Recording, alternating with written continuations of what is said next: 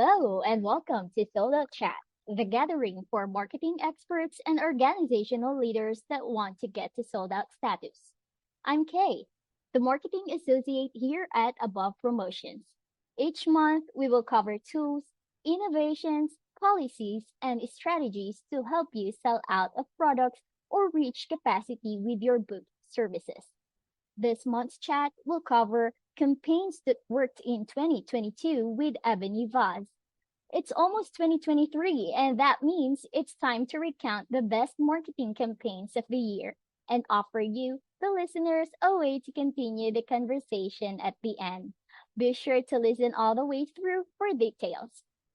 Our guest for today is Ebony Vaz. She is the founder and CEO of Above Promotions, one of the few marketers in the world with an engineering degree and published research focused on human behaviors and statistical data. She is going to share some of the best marketing campaigns that were used by major brands around the globe. Hi, Ebony. Thanks for joining us today. Hi, Kay. Thanks for getting us started. I am looking forward to today's conversation.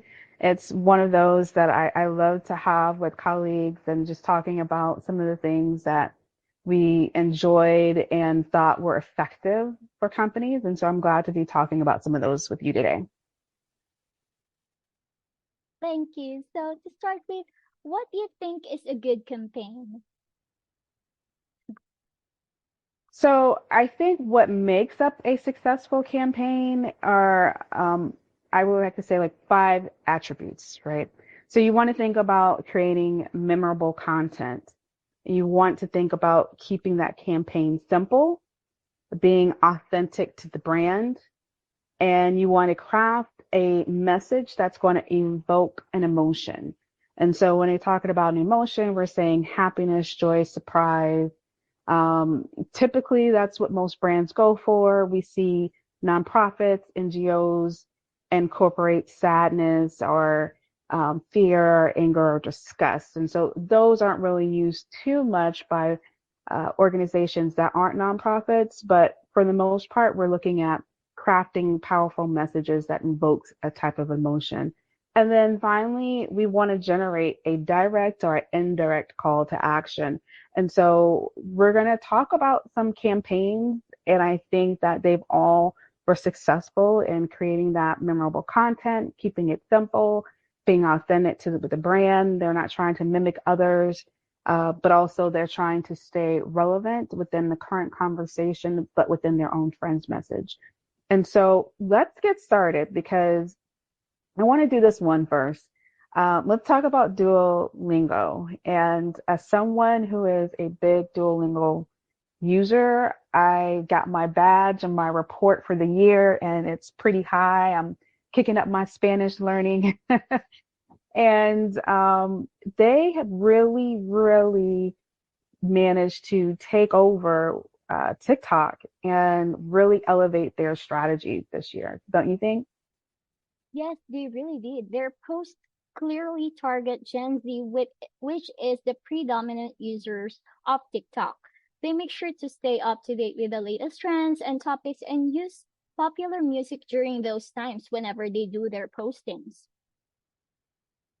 I even right now, it's funny because they have, I'm still not quite sure who came up with it, but even now, we see like they're doing an offer with their mascot, and people can actually participate in a giveaway by doing certain things on social media in order to receive their giveaway. And so people, especially we saw during times of the war picking up with Ukraine, they actually started to lean into their audience more. A lot of users were starting to even try to learn Ukrainian because of all the refugees moving into the various countries around the world. And so they've really been focusing a lot on generating memorable content. And because Duolingo is like this gamification platform, they've really been also leaning into that authentic part of their brand. So it's the Duolingo mascot it's not, that bird is very much not trying to be boring. It's trying to be funny and entertaining because that's what they want the learning to be on the platform. So I really think that they're really leaning into being authentic. They're keeping their campaigns very simple. You don't have to overthink it at all. And then they're really going the indirect call to action for most of it. But for instance, as they're leaning more into getting ready to have people encourage them to sign up for the new year, learn a new language in the new year, you can see that they're doing more direct call to actions. But, enough about Duolingo. Let's move on to the Kia Robo Dog. Was that not the cutest commercial? Yes, it definitely won the hearts of many. It even captured me emotionally, like when the robot tried to jump into the car, like, did he make it? I was like, oh my God. And when it showed that they even charged him, I was really delighted, like, oh, he was saved. And I mean, again, when we take a look at like those characteristics that make the campaigns good, it was definitely something memorable. I mean, when we talk about Kia and the evolution of the car, yes, their new logo sucks. I mean, they even pulled out statistics showing that people are actually searching for what is KN because Kia has just really messed up their logo. But the fact that they were really trying to show and stand out that they're doing these EV cars now really helped them to really invoke emotion while also notifying people, making it very memorable. And they kept it simple. I don't think that they really try to overly complicate and explain like the ins and out of EVs and their policy or the government tax credits for energy and all this stuff. They didn't do any of that. You know that there's an EV and that EV can do more than just drive a car, but it can also entertain you too. And I think that they did a good job of sharing that campaign for sure.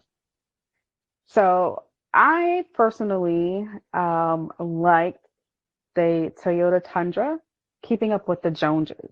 So that one, having like Tommy Lee Jones and, just having Leslie and having all these actors come who have last names and totally had not even thought about even stringing any of them along and thinking that, hey, they have the same name. Toyota really kind of like stood out for the fact that a lot of times when you talk about these car commercials and they're always showing people like racing in this car alone and they're just solo in this destination, but showing that a bunch of people have something in common who have nothing in common, but they have this brand in common. And then you look at this one person who's an outsider, but they're still a part of it. It's very much in line with what life is. And so when you think about it, it gave you a little bit of laughter and then it gave you a bit of a surprise because you're not expecting the Jonas brother at the end because he's not a Jones. So I think that for them, they really succeeded in creating this memorable content and also finding a way to stay on brand with the trucks and showing that there's a lot of people driving Toyota trucks because trucks has always been like a Ford thing, a Chevy thing. And so just really showing like you can take your Toyota Tundra to the top of the mountain and do all these things. That messaging was so simple, but it had so many layers to it that I think that it definitely had to be one where it was a memorable campaign. And so we saw different versions of the videos, or shorter and longer versions, go along social media. And in fact, it was probably one of the highest views for commercials after the Super Bowl. So I think that Toyota really succeeded in bringing Tundra to the truck conversation. Yes, yes, definitely. I really did laugh a little when one of the members of Jonas Brothers came out at the end. Yeah, that was just so strange, right? You weren't expecting that, but that's a little bit of that surprise and delight situation that when people are planning campaigns, when they're planning events, there's this surprise and delight. So I was actually even reading an article this week that BizBash, it's a publication that really highlights the innovation that happens within the event space and the event marketing space. And so they were even talking about how surprise, giving your guests a surprise or giving people a surprise really helps your events to stand out. And so I think that that translates as well with marketing is that when you get that surprise and delight, it's always something that makes things a little bit more memorable. So I think that they probably that added element there was probably that extra layer to really help people to remember that commercial.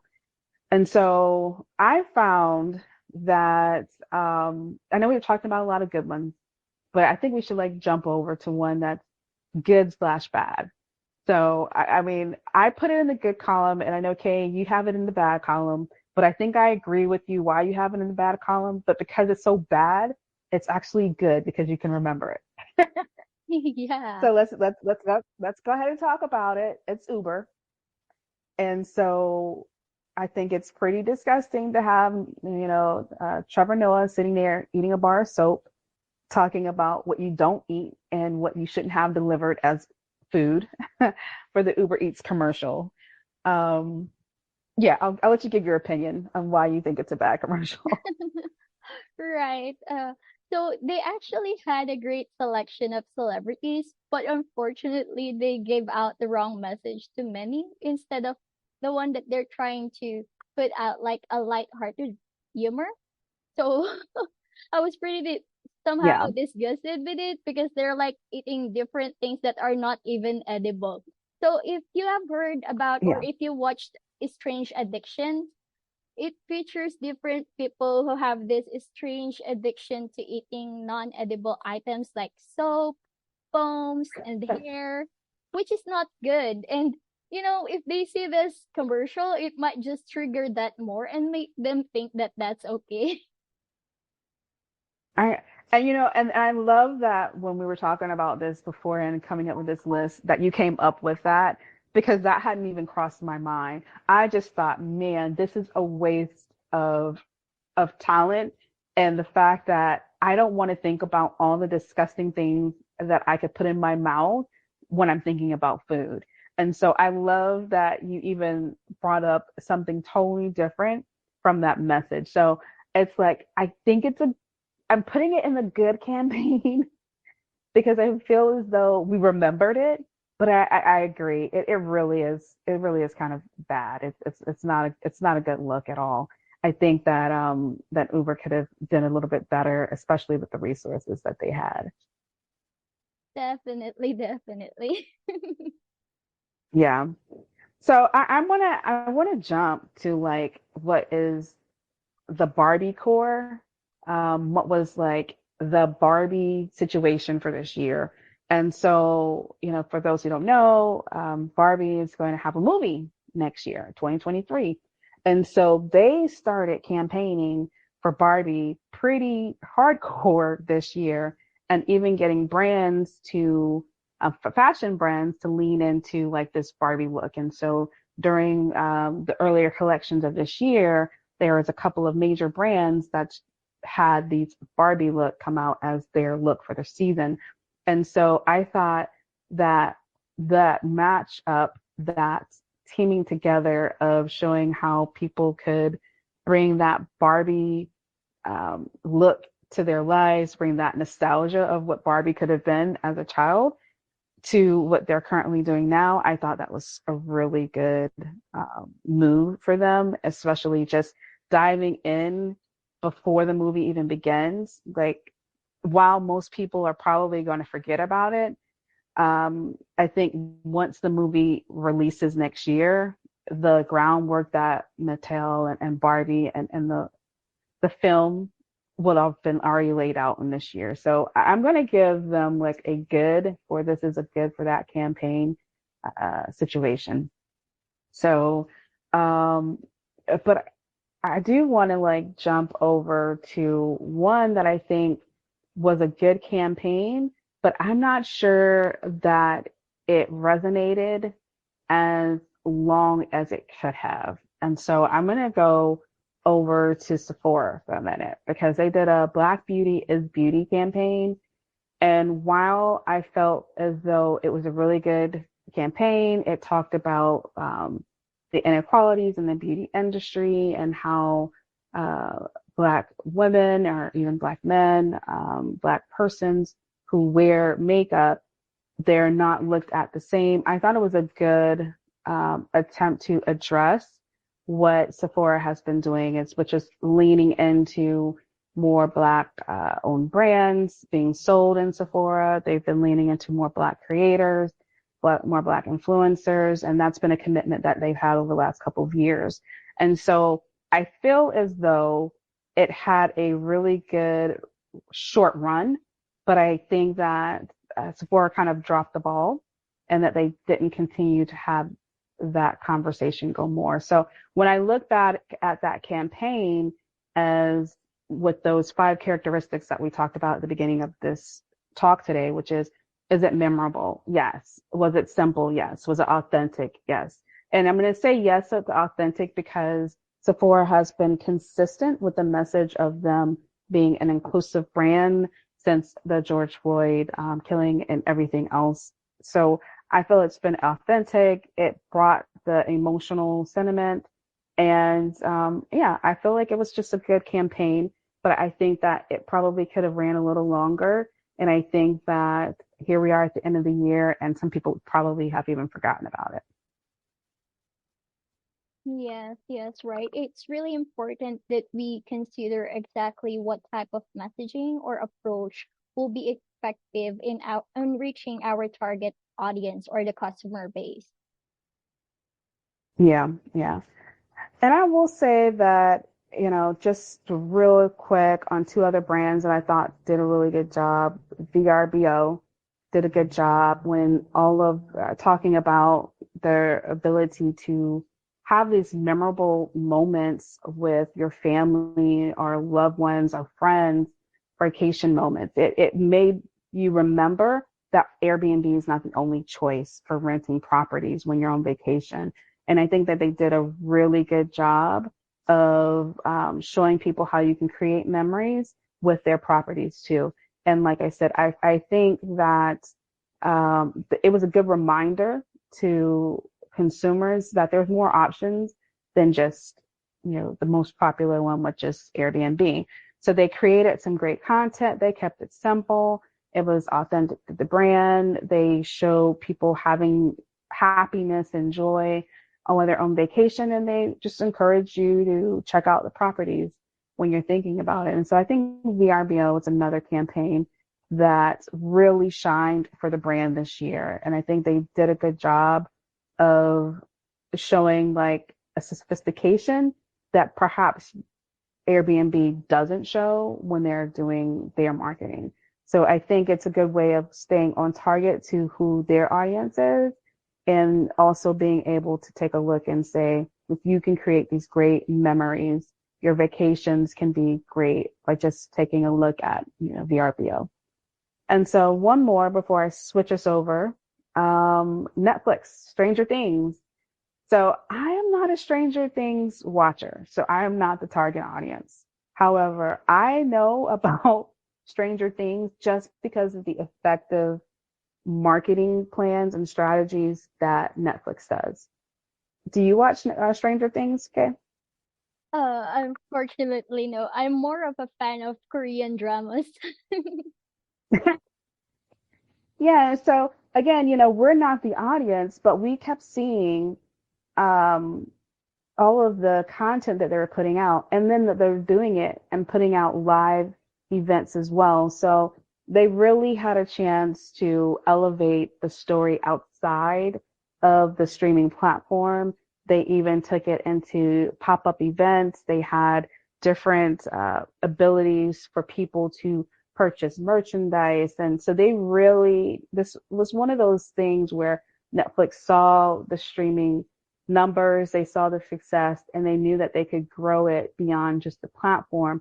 And it's one of those things that they invested pretty well in. And I think they saw the positive effects of it because Now we see how there's other projects that they're pushing to either one, go to the theaters, to have out more merchandising. They're doing more pop-up venues at events where you can actually purchase and stuff. So I think that the Stranger Things efforts and campaigns that they have were very effective for that. So, but I know we're coming up on time, and we have one more question to tackle today, right? Yes, right. So, okay, for our last question for today, what can businesses learn from these campaigns that were run by this brand? Yeah. So, and that's this is, we talk about some of these memorable campaigns, and it's not just to like ooh and ah. There's companies that have the budget for these large campaigns and companies that do not. And so, what you want to do is, from a entrepreneur standpoint, from a marketing professional who might be at a company trying to figure out what they need to do, you really do need to come back and look at those characteristics that we talked about, right? So that checklist for a successful campaign. Was it memorable? Was it simple? Was it authentic? Was there some type of emotion that it invoked? And was there a direct or indirect call to action? So when you think about those things of the successful campaign, now it's like, let's look at the year ahead, right? So 2023 is a year where we're going into an uncertain of what the economy is going to look like here in the U.S. and even what happens in the U.S., what happens in other large countries when we look at China and what happens in the EU, that tends to drive what happens worldwide. As we see what things happen with the price of gas, that affects how transportation is done. It affects how brands can move and get their products in and out of stores. When we saw what happened with COVID and most of the products being produced in China, how that affected everything. So now when we talk about the economic outlook for 2023, we're looking at here in the US is an impending recession. We're looking at the fact that we can't just run campaigns thinking about those emotions that we want to invoke. Like, we know who our target audience is. We know we either want to invoke happiness, joy, surprise, sadness, or fear, whatever it is in the campaign, that emotion that will really be effective for your target audience that you've identified. But now, when we are looking at financial uncertainty, when we're looking at the fact that the job market has cooled off, we're looking at layoffs in many industries, we have to say it's not just about the emotional characteristics of consumers anymore. We have to look at the rational characteristics, because when people get funny about their money, then it's time to start thinking about what are the rational characteristics that people are looking at.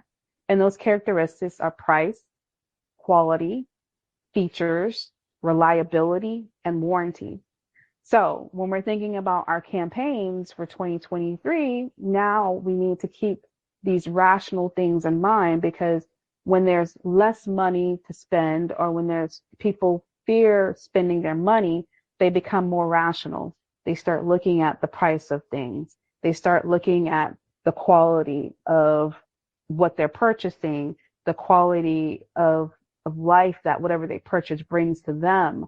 They're looking at the features. So now those websites, when you have your products and you have that comparison feature, that's a benefit. Like, I love it when I go on Lowe's.com and I can compare the features together. So people are going to be looking at features. They're going to be comparing your company with another company, and they're going to be looking at reviews. Like, is this product reliable? Am I going to be able to trust that when I spend my hard-earned money, it's going to work the way it does? So that's why reviews are going to be so important, and sharing really good reviews and warranty.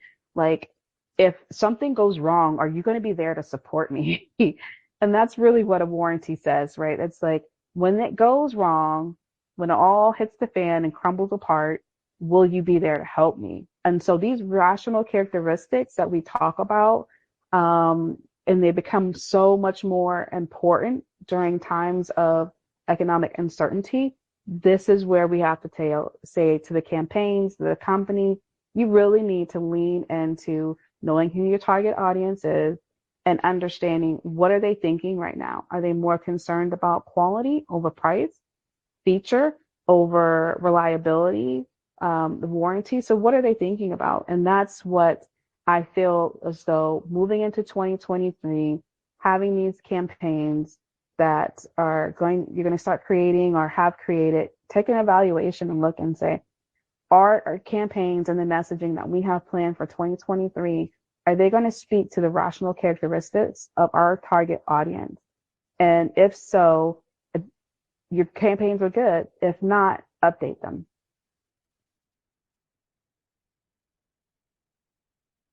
Thank you for that insight, Ebony. Those are really great points, especially looking at the economic outlook of these campaigns. Yeah. So, we could go on and on, but here we are. This is our last sold out chat for the year. And I'm looking forward to what we got planned for 2023. So, with that said, I'll let you take us out, Kay. Thank you. So, what a session today. We really got to highlight some great campaigns for listeners to keep in mind. Looking back at these successful campaigns from 2022, it is important that we consider exactly what type of messaging or approach will be effective in reaching your target audience. So, we were able to cover what is a good campaign, what can businesses learn from these campaigns that we just laid out, and what can companies do to improve their campaigns this coming year. So, plus the incredible resources that were shared today as well. We really can't thank you enough for sharing your wisdom with us today, Ebony. We also want to thank those that tuned in. If you joined us late, do not worry. We will have this recording available on our website abovepromotions.com. Do you want to suggest a topic for the upcoming chat? Please message us. Next year, we'll continue to help you to get to sold out status. Stay tuned on our website, www.abovepromotions.com, for the announcement of 2023's upcoming topics.